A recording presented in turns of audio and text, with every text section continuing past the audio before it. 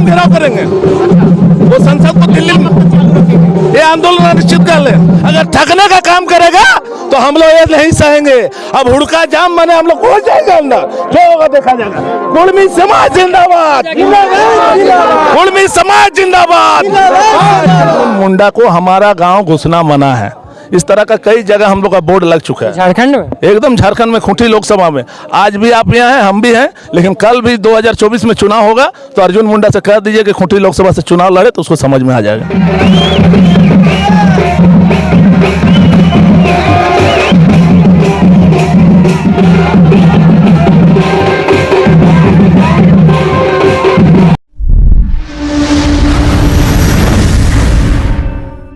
एकदम घेराव करेंगे। वो संसद को दिल्ली में ये आंदोलन अनिश्चित कर ले, अनिश्चित कर ले सर। हमारे एयरपोर्ट आप पता कर लीजिए, एयरपोर्ट से लेकर रेलवे स्टेशन तक हमारे लोग आ चुके हैं। आप लोग यहाँ पे सांसद, आप लोगों को तो कई बार बताया सर, मेरे दादाजी आदिवासी है तो मैं भी आदिवासी हूँ। अगर मेरे दादाजी आदिवासी है तो मुझे ओबीसी क्यों बनाने का काम कर रहा मोदी सरकार? अगर ठगने का काम करेगा तो हम लोग ये नहीं सहेंगे।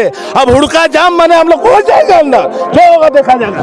कुर्मी समाज जिंदाबाद, कुर्मी समाज जिंदाबाद, कुर्मी समाज जिंदाबाद। जो हमसे टकराएगा, जो हमसे टकराएगा, जो हमसे टकराएगा, करना होगा, करना होगा।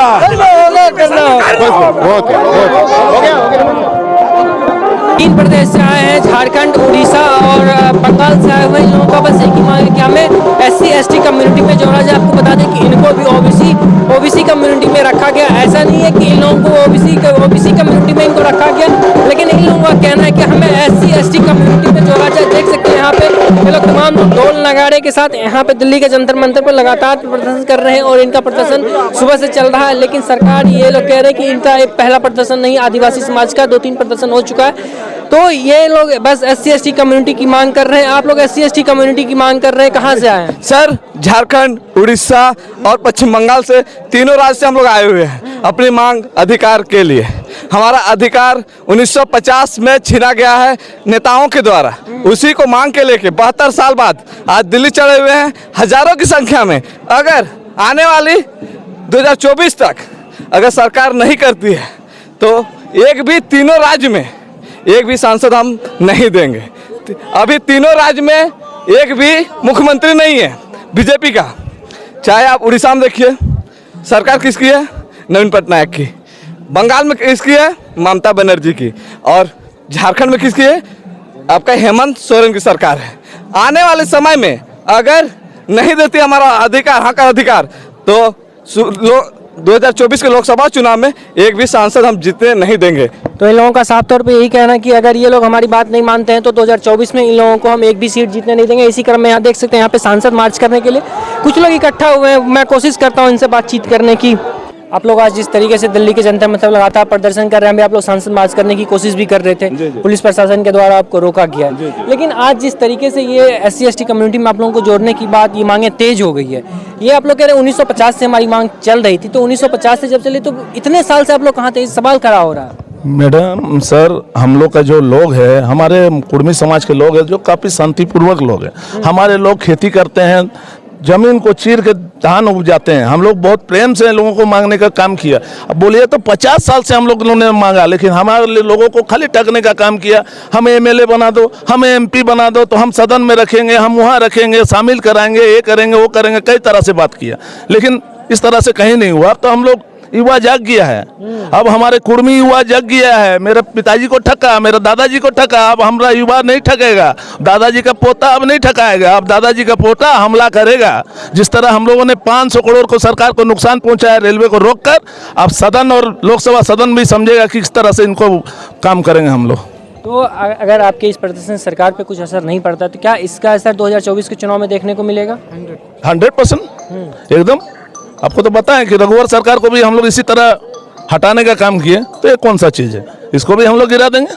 अरे कुर्मी समाज उठा सकता है तो गिरा भी सकता है। अच्छा, कुर्मी समाज की बात है, कुर्मी समाज नीतीश कुमार है बिहार के मुख्यमंत्री, वो भी 2024 में प्रधानमंत्री पद के लिए दावेदारी अपनी कर रहे हैं, तो क्या लगता है आप लोग प्रधानमंत्री के लिए नीतीश कुमार का समर्थन करेंगे? वो भी कुर्मी समाज से आते हैं। देखिए ये तो हमारे झारखंड बंगाल सब कुर्मी समाज से वार्ता होगी, ये सब बात होगी, लेकिन तत्काल तो सबसे बड़ी बात है कि जिसको हम लोग वोट दिए मांग तो उससे करेंगे ना, ये तो बात की बात है।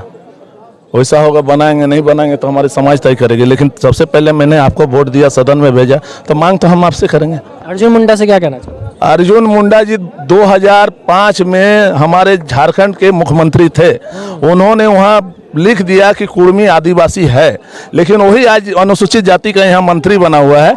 आज जब अधीर रंजन चौधरी वहाँ उठाते हैं तो उसी को रोकने का काम करते हैं कि ऐसा कुछ बात नहीं है, इसको नीचे से भेजना चाहिए। नीचे से तो आप ही ने भेजा है कि कुर्मी आदिवासी है, आप ही का काल में हुआ है, तो फिर आप ऐसा काम क्यों कर रहे हैं? इनको भी हमारे गाँव में सब जगह लिखा जा रहा है कुर्मी गाँव में कि अर्जुन मुंडा को हमारा गाँव घुसना मना है। इस तरह का कई जगह हम लोग का बोर्ड लग चुका है झारखंड में, एकदम झारखंड में, खूंटी लोकसभा में। आज भी आप यहाँ हैं, हम भी हैं, लेकिन कल भी 2024 में चुनाव होगा तो अर्जुन मुंडा से कह दीजिए कि खूंटी लोकसभा से चुनाव लड़े, तो उसको समझ में आ जाएगा। तो देखा हमने इन लोगों से बातचीत करने की कोशिश भी की, ये लोग साफ तौर पे कह रहे हैं हमारे बाप को ठगा, हमारे दादा को ठगा, अब लेकिन युवा जाग चुके हैं, अब हम लोग ठगने नहीं देंगे।